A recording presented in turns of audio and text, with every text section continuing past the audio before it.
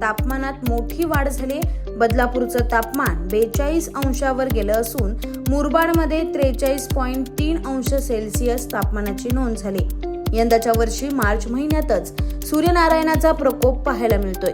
मार्चच्या सुरुवातीलाच पाऱ्याने 40शी गाठायला सुरुवात केली। बदलापूर आणि अंबरनाथचं तापमान 40 अंशाच्या पुढे गेले।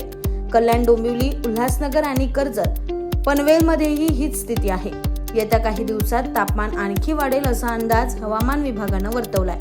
त्यामुळे नागरिकांनी आरोग्याची काळजी घेणं आवश्यक आहे। अतिशय महत्त्वाचं काम असेल तरच घराबाहेर पडा। घराबाहेर पडताना टोपी, गॉगल आणि छत्री सोबत ठेवा। सुती कपडे घाला, भरपूर पाणी प्या, रस्त्यावरील खाद्यपदार्थ तसंच तेलकट तुपकट खाणं टाळा असं आवाहन आरोग्य विभागानं केलंय। Bureau report, AB fast news, Ambernath.